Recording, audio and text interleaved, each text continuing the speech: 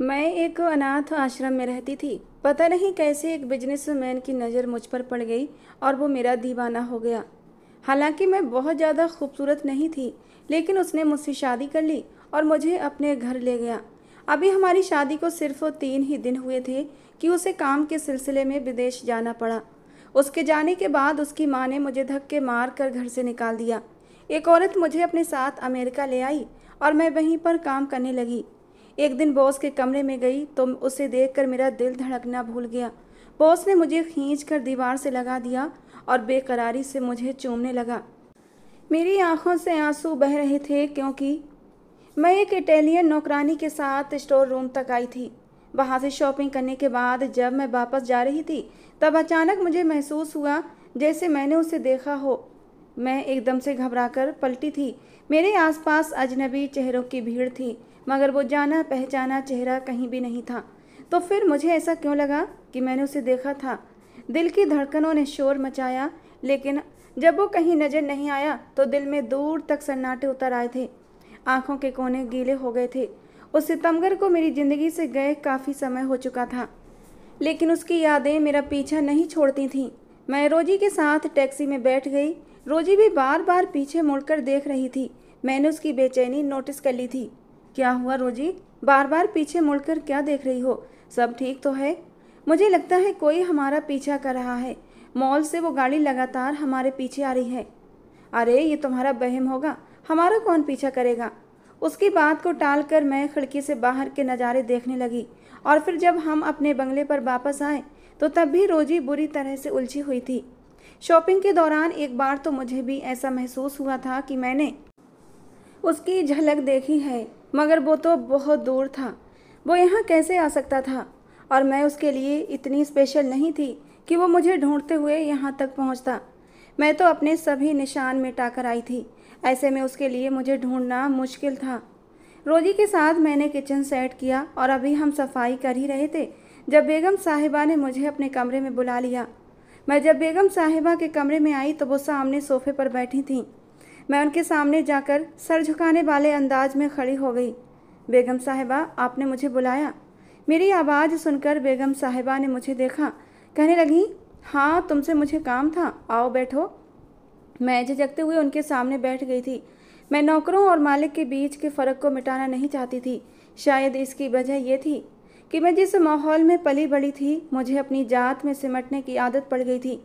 मगर बेगम साहिबा बहुत अच्छी थीं। उन्होंने मुझे कभी इस बात का एहसास नहीं दिलाया था कि मैं उनकी नौकरानी हूँ।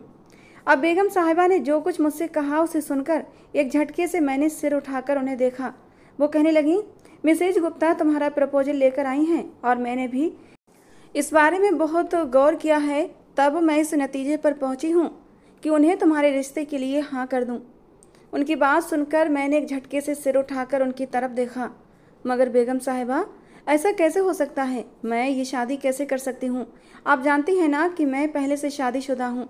उस व्यक्ति का नाम मेरे नाम के साथ जुड़ा हुआ है। हाँ मैं मानती हूँ अभी वो मेरी ज़िंदगी में नहीं है, मगर मैं उसे छोड़कर किसी और के साथ ज़िंदगी शुरू नहीं कर सकती। बेगम साहिबा ने मेरी बात सुनकर एक गहरी सांस ली। कहने लगी, कितने अरसे से तुम्हारा अपने पति के साथ कोई संबंध नहीं है और कोई नहीं जानता कि वो कहाँ है, वो जिंदा भी है या मर चुका है। तुम्हारी सास तुम्हें बता चुकी हैं कि तुम्हारा अनुराग मर चुका है। तुम्हारी सास ने तुम्हें जो कुछ कहा था उसके बाद से तुम अभी तक इसी उम्मीद पर हो कि वो व्यक्ति आएगा और तुम्हें अपने साथ लेकर जाएगा, जबकि तुम अच्छी तरह जानती हो कि वो अब इस दुनिया में नहीं रहा। और बेगम साहिबा के मुंह से अनुराग की मौत का सुनकर मेरा दिल तड़प उठा था। हालांकि बेगम साहिबा की बात अपनी जगह ठीक थी, मगर मैं अपने दिल के हाथों मजबूर थी। मैंने कहा, बेगम साहिबा, मेरा ये गुनाह करने को मन नहीं करता। मेरा दिल कहता है कि मेरा पति जिंदा है और उसके होते हुए मैं दूसरी शादी नहीं कर सकती। पता नहीं क्यों मैंने दिल में एक झूठी सी उम्मीद बना ली थी कि मेरा अनुराग लौटकर जरूर आएगा। इस बार बेगम साहिबा ने अपना सिर पीट लिया। कहने लगी, तुम्हारी सास ने तुम्हें खुद ये बात बताई थी कि वो मर चुका है, तभी उसने तुम्हें धक्के मार कर उस घर से निकाला था। तुम जिस इंसान की वजह से उस घर में थी, जब वो इंसान इस दुनिया में नहीं रहा तो तुम्हारा वहाँ रहने का क्या मतलब बनता था? मगर बेगम साहिबा, फिर भी मैं तुम्हारी कोई बात सुनना नहीं चाहती। मैंने उन लोगों को घर में बुला लिया है और जल्दी ही मैं तुम्हारी शादी करने का फैसला कर चुकी हूँ। तुम्हारे साहब को भी इस बात पर कोई आपत्ति नहीं है। देखो, तुम जवान हो, तुम्हारे आगे पूरी ज़िंदगी पड़ी है। तुम अकेली ज़िंदगी नहीं गुजार सकती। मेरी मानो रवि के साथ शादी कर लो, वो तुम्हें बहुत खुश रखेगा। बेगम साहिबा की बातें सुनकर मैं बोझल दिल लिए वहाँ से आई थी। उसके बाद मेरा किसी काम में दिल नहीं लगा था, ना ही मैंने रोजी से कोई बात की थी। मेरे चेहरे का फीका रंग देखकर वो मुझसे मेरे रवैये का कारण पूछने लगी, मगर मेरे पास खामोशी के सिवा कोई जवाब नहीं था। रोजी को शायद बेगम साहिबा ने खुद ही सारी बात बता दी थी। वो भी मुझे इस बात पर राजी करने की कोशिश करने लगी कि अकेली औरत का इस दुनिया में कोई नहीं होता, उसे हमेशा किसी न किसी मर्द के सहारे की ज़रूरत पड़ती है। फिर मैंने बेगम साहिबा के आगे मजबूर हो ही गई थी। उन्होंने मिसेज गुप्ता को अपने घर आने का न्योता दे दिया। उस दिन बेगम साहिबा ने मुझसे कहा कि अच्छे से कपड़े पहनकर तैयार हो जाना। आज रवि पहली बार तुम्हें देखने के लिए आ रहा है और मैं चाहती हूँ कि वो तुम्हें पसंद कर ले। मैंने कोई जवाब नहीं दिया, बस चुपचाप सिर हिला दिया था। वो मेरे पास आकर कहने लगी, मैंने तुम्हें कभी भी अपनी नौकरानी नहीं समझा, तुम्हें हमेशा अपनी बहन समझा, तभी मैं तुम्हें यहाँ पर लेकर आई थी। मेरे दिमाग में यही ख्याल था कि मैं तुम्हारी बड़ी बहन बनकर तुम्हारी मदद करूँगी, तो मैं कभी किसी चीज़ की कमी महसूस नहीं होने दूँगी। उस वक्त तो तुम्हारी हालत ऐसी थी कि तुम्हें देखकर ही मेरा दिल कटकर रह गया था। तुम्हें देखकर मुझे अपनी छोटी बहन की याद आई थी, जो बहुत ही प्यारी थी। मैं उसे बहुत प्यार करती थी, मगर एक हादसे ने उसे मुझसे दूर कर दिया। जब मैंने तुम्हें रोते देखा तो मुझे बेखुद उसकी याद आ गई और मैंने खुद से ये वादा किया था कि मैं हमेशा तुम्हारा ख्याल रखूँगी, और इसीलिए मैं चाहती हूँ कि तुम अपनी ज़िंदगी में खुश रहो। बेगम साहिबा ने अब की बार विस्तार से जवाब दिया था। मुझे उनकी मोहब्बत पर किसी तरह का कोई शक नहीं था, लेकिन मेरे दिल में एक ही बात खटक रही थी। अगर मेरी सास की बात गलत हुई तो, अगर अनुराग जिंदा हुआ तो, लेकिन कोई माँ अपने ही बेटे की मौत की खबर मुझे क्यों सुनाएगी? अपने बेटे के लिए ऐसे शब्दों का इस्तेमाल करते हुए क्या एक माँ का दिल नहीं कांपेगा? मैं इन्हीं सवालों में उलझी हुई थी।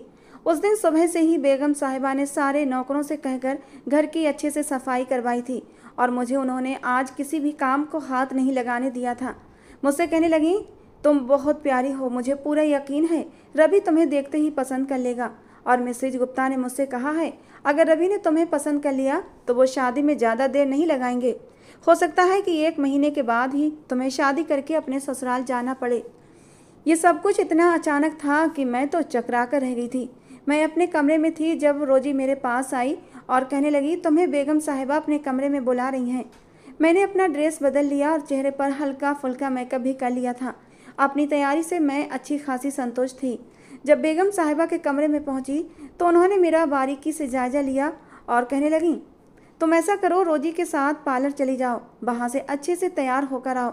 मैं नहीं चाहती कि किसी भी बात को मुद्दा बनाकर रवि तुम्हारे लिए इनकार कर दे, मगर बेगम साहिबा, मैं जैसी हूँ वैसे ही रहना चाहती हूँ। जिस इंसान के साथ ज़िंदगी गुजारनी है, अगर वो मुझे मेरी तमाम हकीकतों के साथ कबूल करे तो मेरे लिए भी आइंदा आने वाली ज़िंदगी में मुश्किल नहीं होगी। लेकिन अगर मैं बनावट का सहारा लेकर उसके सामने जाऊंगी तो बाद में उसने मुझे कबूल नहीं किया तो? बेगम साहिबा नाक बहुत चढ़ाकर मुझे देखने लगी। कहने लगी, तुमसे जितना कहा है उतना करो, जाओ रोजी, इसे अपने साथ पार्लर ले जाओ। रोजी मुझे खींचती हुई बाहर ले आई। बाहर लाकर कहने लगी, तुम बिल्कुल पागल हो, इस सब के लिए बेगम साहिबा को इनकार कर रही हो। अगर वो मुझे ऐसा कहती तो मैं एक पल के लिए भी देर न करूं। जाने क्यों मुझे कुछ ठीक नहीं लग रहा था। ऐसा लग रहा था जैसे कोई अनहोनी होने वाली हो। मेरा दिल बैठा जा रहा था। हालांकि बेगम साहिबा ने बताया था कि रवि बहुत ही खूबसूरत नौजवान है, पैसे की भी कोई कमी नहीं है, तुम उसके साथ बहुत खुश रहोगी। लेकिन कुछ तो था जो मुझे अंदर से बेचैन कर रहा था। रोजी के साथ जब मैं टैक्सी में बैठकर उस पार्लर में आई, तभी वहाँ पर रोजी को अपनी एक दोस्त मिल गई।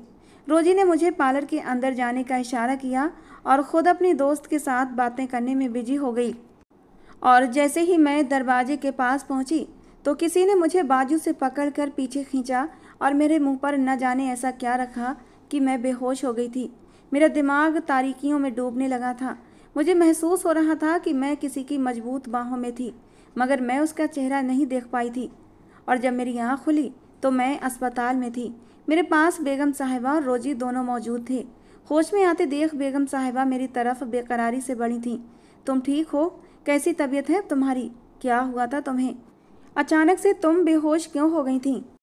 मैंने जरा सी नज़र उठाकर बेगम साहिबा की तरफ देखा। मेरे सर में दर्द की टीसें उठ रही थीं, आंखें नींद से बंद हो रही थीं। कोई जवाब दिए बिना मेरा दिमाग फिर से अंधेरे में डूब चुका था और जब मुझे दोबारा से होश आया तो मैं अपने कमरे में थी और रोजी मेरे पास ही बैठी हुई थी। वो बेगम साहिबा को मेरे होश में आने की खबर देने के लिए बाहर चली गई। हाल पूछने के बाद बेगम साहिबा मुझसे कहने लगी, आज तुम्हारी वजह से सारा प्रोग्राम खराब हो गया। रवि तुम्हें देखने के लिए आया था मगर तुम सीधा अस्पताल पहुंच गई। वो बेचारा तुम्हारा इंतजार करता रहा। उन लोगों ने दोबारा आने को कहा है। मैं तो चाहती थी कि सारे मामले आज ही निपट जाएं, आज ही रवि से तुम्हारी सगाई हो जाए, मगर शायद ये सब कुछ ऐसे ही होना था। बेगम साहिबा को बहुत अफसोस हो रहा था। रोजी उन्हें समझाने लगी कि हर काम का एक वक्त तय होता है बेगम साहिबा, आप परेशान न हो, सब ठीक हो जाएगा और भगवान ने चाहा तो भावना की शादी भी आपकी मर्जी से हो जाएगी। खैर, दिन यूं ही बीतते जा रहे थे। अब मैं घर में रहते रहते बोर हो गई थी।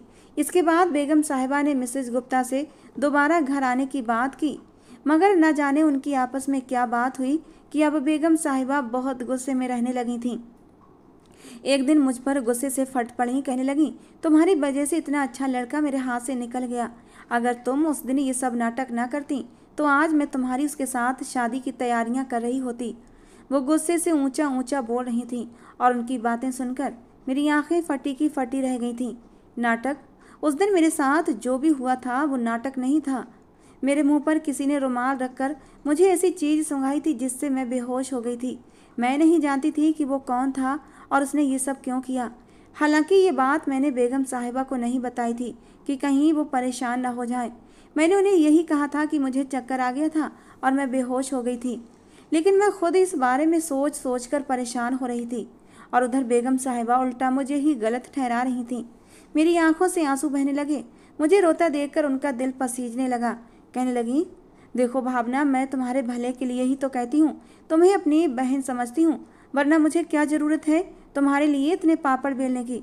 चलो कोई नहीं, तुम्हें उससे अच्छा लड़का मिल जाएगा। मेरी आंखों से अब भी आंसू बह रहे थे। अगर रवि ने मेरे साथ शादी से इनकार किया था तो उसमें मेरी क्या गलती थी? और बेगम साहिबा मेरी शादी के लिए इतनी बेकरार क्यों थीं? क्या वो मुझसे तंग आ गई थीं? मुझसे जान छुड़ाना चाहती थीं? क्या मैं उनके लिए बोझ थी? तभी तो वो मुझ पर बार बार शादी करने का जोर देती थीं। मैं जितना सोचती उतनी ही उलझती जा रही थी।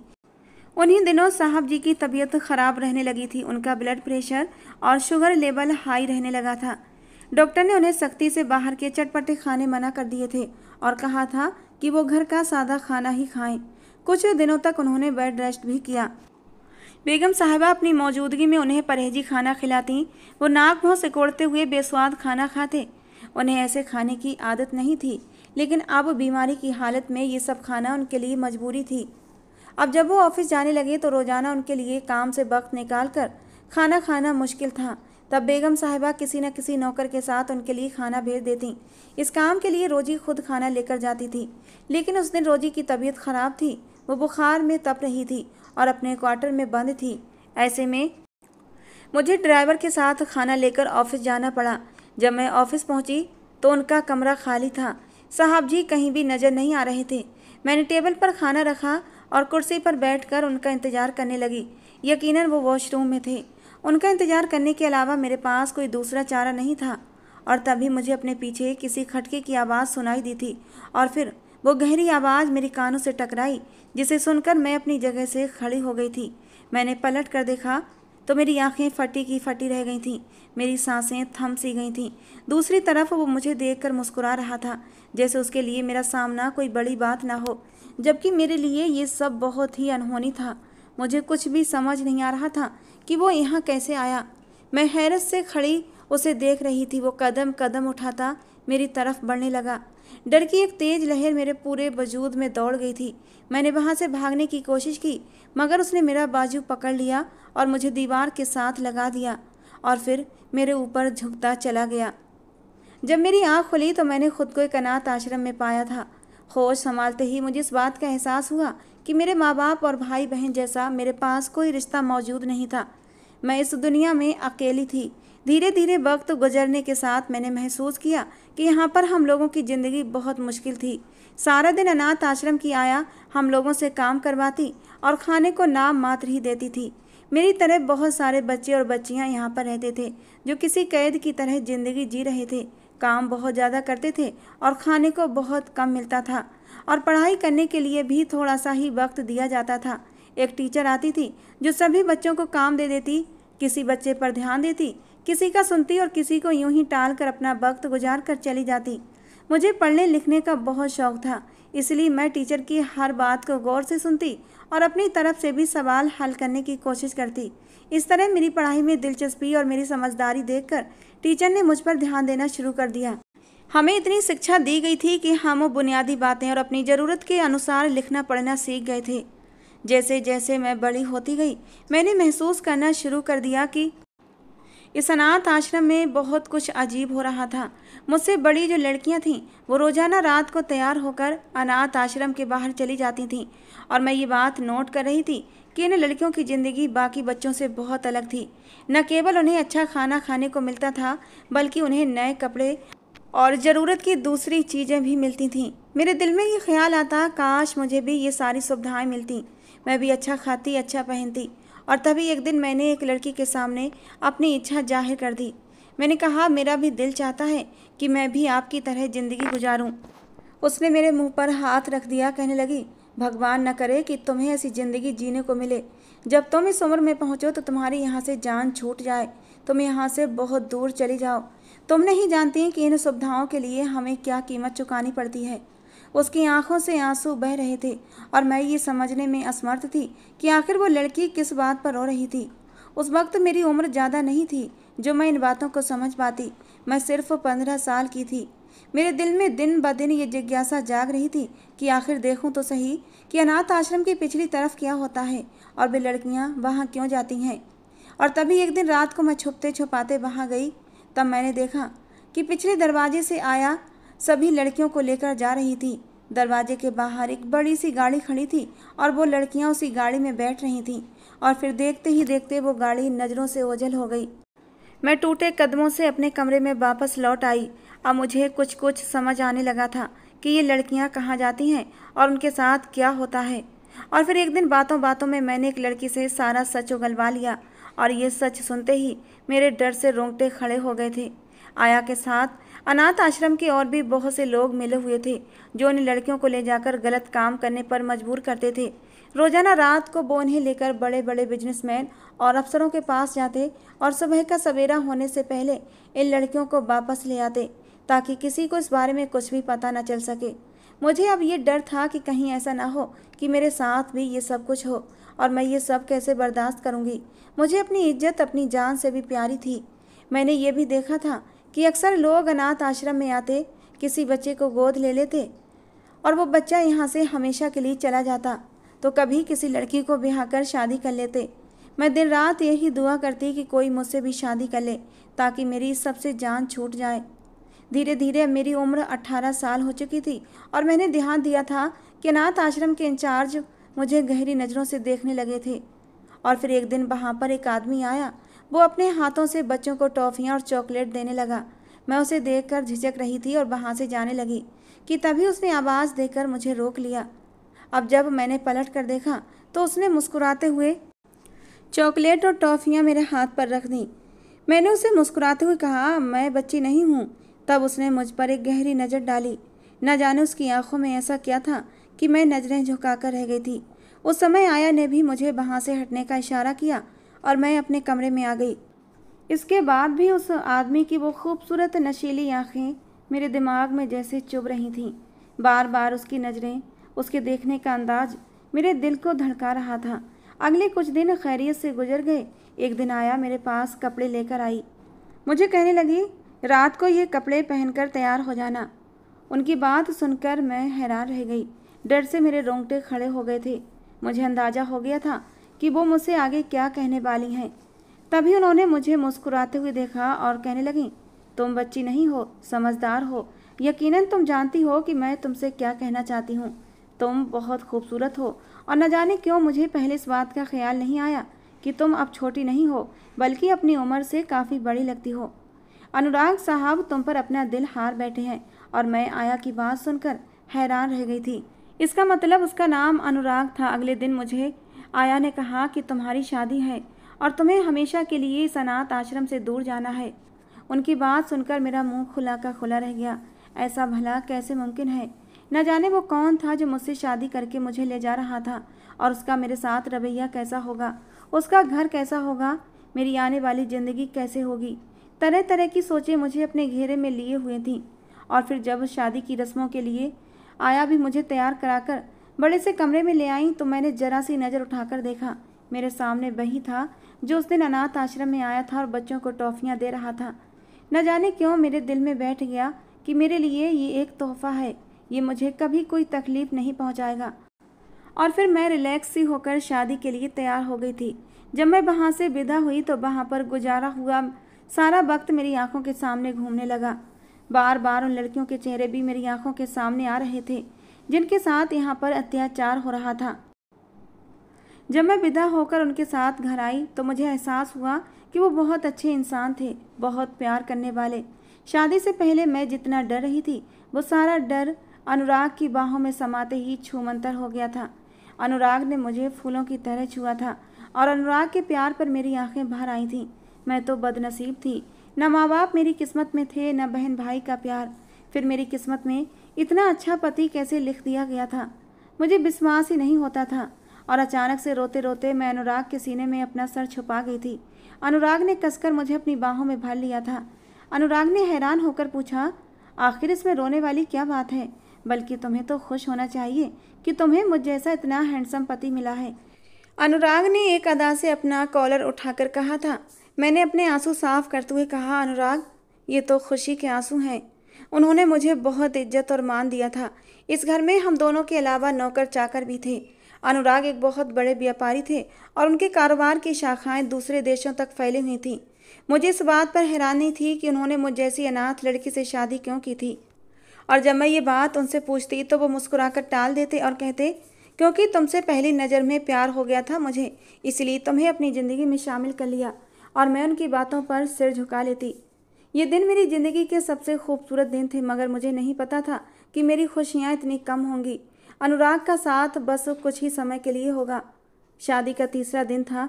जब मैं सुबह उठी तो अनुराग ने मेरे गाल थपथपाते हुए कहा कि वो 1 हफ्ते के लिए दूसरे देश जा रहे हैं। उनकी बिजनेस मीटिंग है और उन्हें बहुत सारे काम हैं। उन्होंने कहा कि मैं कोशिश करूँगा 1 हफ्ते से पहले लौट आऊँ। तुम चिंता मत करना, यहाँ तुम्हें किसी भी तरह की कोई तकलीफ़ नहीं होगी, और अगर कोई समस्या हो तो मुझे कॉल कर लेना। उन्होंने मुझे एक मोबाइल लेकर दिया और उसमें अपना नंबर सेव करके मुझे मोबाइल इस्तेमाल करने का तरीका भी समझाया। फिर वो मुझे उदास छोड़कर चले गए। मेरा दिल कह रहा था कि आज कुछ बुरा होने वाला था। दोपहर को जब मैं कमरे से बाहर आई तो लाउंज में मैंने एक औरत को बैठे हुए देखा। उसकी मेरी तरफ से पीठ थी। वो मुझे देखकर एक पल के लिए हैरान रह गई। कहने लगी, तुम कौन हो और यहाँ क्या कर रही हो? उसका अंदाज बहुत ही अजीब सा था। मैंने उसे अपना परिचय करवाया तो वो हैरान नजर आने लगी। क्या बकवास कर रही हो तुम? मेरा बेटा तुम्हारे साथ शादी कैसे कर सकता है, जबकि वो पहले से शादीशुदा है, उसकी एक बीवी भी है। तुम झूठ बोल रही हो। न जाने कौन हो और मेरे घर में किस नीयत से घुसकर आई हो। उन्होंने मुझे धक्के देना शुरू कर दिए। मैंने उनके सामने हाथ जोड़कर कहा, अनुराग ने खुद मुझे इस घर में लाया है, उन्होंने मुझसे शादी की है, आप एक बार उनसे बात तो करें। मेरा मोबाइल कमरे में ही था, मगर उस औरत ने ना तो मुझे कमरे में घुसने दिया और ना ही मेरी किसी बात पर यकीन किया, ना ही खुद अनुराग को कॉल करके कुछ कंफर्म किया। मुझे धक्के देकर घर से बाहर निकालने लगी। नौकर भी एक तरफ सिर झुकाए खड़े थे। किसी में भी कुछ भी बोलने की हिम्मत नहीं थी। तब मुझे पता चला कि ये अनुराग की माँ थी। अनुराग ने मुझसे ये क्यों छुपाया था कि उसकी माँ भी हैं, मगर ये 3 दिन कहाँ से थीं? और ये तो कह रही थी कि उसकी शादी हो चुकी है, तो उसकी बीवी इस घर में क्यों नहीं थी? मैं रोते रोते निढाल हो गई और कहने लगी कि जब तक अनुराग यहाँ नहीं आता तब तक मैं इस घर से कहीं नहीं जाऊँगी। रोने धोने से आसपास के लोग भी इकट्ठा हो गए थे। उस औरत ने मुझे एक कमरे में बंद कर दिया। कहने लगी, मैं अपने बेटे से पूछती हूँ, अगर तुम्हारी बात झूठ निकली तो तुम अपना अंजाम देख लेना। थोड़ी देर बाद वो औरत आई और बुरी तरह रो रही थी। फिर मुझसे कहने लगी कि तुम्हारा मनहूस साया मेरे बेटे पर पड़ चुका है। उसकी मौत हो गई है। अब तुम्हारा हम लोगों से कोई संबंध नहीं। तुम अनुराग की पत्नी के तौर पर इस घर में नहीं रह सकती। अब तुम मेरे घर से निकल जाओ। उसने मुझे धक्के देकर घर से बाहर निकाल दिया। मैं रोती हुई सड़क पर आ गई। मुझे कुछ भी समझ नहीं आ रहा था कि मैं क्या करूं, कहाँ जाऊं। अनाथ आश्रम से बाहर की दुनिया मेरे लिए बिल्कुल अनजान थी। मैं रोते रोते निढाल होकर सड़क पर बैठ गई और इसी दौरान एक तरफ से आवारा लड़कों का टोला आया। वे मुझ पर आवाज़ें कसने लगे। मुझे अपनी इज्जत खतरे में पड़ती महसूस हुई। मैंने एक तरफ भागना शुरू कर दिया। भागते भागते मैं मेन रोड पर आ गई और तभी मैं एक गाड़ी के साथ टकरा गई। मेरा दिमाग अंधकार में डूब गया था। जब मुझे होश आया तो मैं अस्पताल में थी और बेगम साहिबा मेरे पास मौजूद थीं। मुझे होश में आते देख उन्होंने अपने खुदा का शुक्र अदा किया और फिर मुझसे मेरे बारे में पूछा। मैंने रोते हुए उन्हें सारी दास्तान सुना दी। उन्हें मुझ पर तरस आ गया और वो मुझे अपने साथ ले गईं। मैं उनके साथ 6 महीने से मौजूद थी। मैं यही समझ रही थी कि मेरा पति इस दुनिया में नहीं रहा, वो इस दुनिया से जा चुका है। और आज जब मैंने उसे अपनी आंखों के सामने देखा तो मुझे अपनी आंखों पर यकीन नहीं आ रहा था। अनुराग मुझे बाहों में लिए खड़ा था और बेतहाशा मुझे चूम रहा था। उसके अंदाज में बेकरारी थी, तड़प थी। कहने लगा, भावना, तुमने तो मुझे जीते जी मार दिया था। मैं भी रोते हुए उसके सीने से चिपक चुकी थी। तभी दरवाजे पर खटके की आवाज़ सुनाई दी तो वो मेरा बाजू पकड़कर मुझे ऑफिस से बाहर ले आया और मुझे खींचते हुए एक गाड़ी में लाकर बिठा दिया। मैंने कुछ कहने की कोशिश की तो वो कहने लगा, शुक्र करो कि उन लोगों के चंगुल से तुम बच गई हो। मैं कितने समय से इसी ताक में था कि कैसे उन लोगों से तुम्हारी जान छुड़ाऊं, मगर मुझे कोई मौका नहीं मिल रहा था। तुम्हारी वजह से ही मैंने इस आदमी के साथ दोस्ती की थी जो कि आज मेरे काम आई। अब तुम मेरे साथ मेरे फ्लैट पर रहोगी। ये सब क्या था मुझे समझ नहीं आ रहा था। मैं अनुराग से नाराज़ थी, खफा थी। उसकी माँ ने मुझे धक्के देकर घर से बाहर निकाल दिया था। मुझे कहा था कि अनुराग अब इस दुनिया में नहीं रहा, जबकि वो जिंदा था, सही सलामत था। उसने एक बार भी मुझे ढूंढने की कोशिश क्यों नहीं की थी। मैं उससे बहुत नाराज़ थी। फ्लैट में आकर उसने मुझे मनाने की बहुत कोशिश की, मगर मैं उसकी कोई बात सुनने को तैयार नहीं थी। और मुझे ये भी समझ नहीं आ रहा था कि आखिर उसे बेगम साहिबा से क्या समस्या थी। उसने उनके बारे में ऐसी बातें क्यों की थीं। फिर जो कुछ उसने मुझे बताया उसे सुनकर मेरे पैरों के नीचे से ज़मीन निकल गई। उसने मुझे बताया कि बेगम साहिबा मेरा सौदा करना चाहती थीं। रवि दरअसल एक स्मगलर था जो लड़कियों की खरीद फरोख्त के कारोबार में लिप्त था और बेगम साहिबा शादी के नाम पर मुझे बेचना चाहती थीं, मगर अनुराग ने उनका प्लान नाकाम कर दिया था। उस दिन अनुराग ने ही मुझे बेहोश किया था। वो मुझे लेकर उसी वक्त वहां से फरार होना चाहता था, मगर तभी रोजी की नज़र मुझ पर पड़ गई थी और अनुराग को वहां से भागना पड़ा। रवि कुछ दिन के बाद ही स्मगलिंग करते हुए पकड़ा गया था और अब जेल में सड़ रहा था। अब बेगम साहिबा किसी और शिकार की तलाश में थी ताकि वो मुझे बेचकर एक मोटी रकम कमा सकें। उनका बिजनेस घाटे में जा रहा था। उसे बढ़ाने के लिए उन्हें और पैसा चाहिए था जो वे मेरे जरिए से कमाना चाहती थीं। ये सब सुनकर मुझे खुद पर ही गुस्सा आ रहा था कि मैं उनकी असलियत क्यों न जान सकी। उनकी मतलब परस्ती को मैं उनकी मोहब्बत समझती रही, ये जाने बिना कि आजकल बिना मतलब के कोई किसी से मोहब्बत नहीं करता। अनुराग ने मुझे बताया कि उसने मुझसे बस एक ही झूठ बोला। उसने शादी की हुई थी, मगर वो अपनी बीवी को तलाक दे चुका था क्योंकि उसकी बीवी एक बदचलन औरत थी और उसकी गैर मौजूदगी में उसके गैर मर्दों से रिश्ते थे। जबकि उसने मुझे अपनी माँ के बारे में इसलिए अज्ञात रखा कि वे मुझे कभी भी स्वीकार नहीं करेंगी, क्योंकि वे दौलत की पुजारी थीं और अमीर लोगों को ही पसंद करती थीं। उन दिनों वो गांव गई हुई थीं और उनका कुछ महीने पहले वापस आने का इरादा नहीं था, मगर अचानक से उनका आने का प्रोग्राम बन गया और मुझे देखकर उन्होंने मुझे घर से निकाल दिया। अनुराग को इस सब का बिल्कुल अंदाज़ा नहीं था कि मेरे साथ ऐसा भी हो सकता है। वापस आकर उसने मुझे बहुत ढूंढा था। वो अपनी माँ से भी नाराज़ था कि आपने मेरी बीवी को घर से बाहर क्यों निकाला, मगर क्या हो सकता था क्योंकि मैं उन लोगों से बहुत दूर आ चुकी थी। उस दिन वो काम के सिलसिले में आया हुआ था। जब उसने मुझे स्टोर में रोजी के साथ देखा तो वो चौंक गया और फिर जब उसने मेरा पीछा किया तब उसे इन लोगों के बारे में जांच पर मालूम हुआ कि वो लोग पर्दे के पीछे क्या काम करते हैं। उसे इस बात का डर था कि कहीं भी लोग मुझे कोई नुकसान न पहुंचा दें। उन दिनों वह बेगम साहिबा और उनके पति के खिलाफ सबूत इकट्ठा करने में व्यस्त था और फिर एक दिन उन सबके खिलाफ ऐसे सबूत मिल गए जिनसे वो उन्हें सज़ा दिलवा सकता था। तब उसने देर नहीं की। उन्हें सज़ा दिलवाते ही वो कुछ दिन के बाद ही मुझे लेकर वापस आ गया था। अब मेरी सास का रवैया मेरे साथ बदल चुका था, क्योंकि वो जान गई थीं कि मैं गरीब और अनाथ सही, लेकिन उनके बेटे की मोहब्बत थी। अब अगर वो अपने बेटे को खुश देखना चाहती हैं तो उन्हें मुझे स्वीकार करना ही होगा। तो दोस्तों, आज की हमारी ये कहानी आपको कैसी लगी ज़रूर बताना। पसंद आई हो तो प्लीज़ लाइक करना। रोज़ एक नई कहानी सुनने के लिए हमारे चैनल को भी सब्सक्राइब करना। कहानी को पूरा सुनने के लिए आप लोगों का बहुत बहुत धन्यवाद दोस्तों। मिलते हैं अगली किसी नई कहानी के साथ।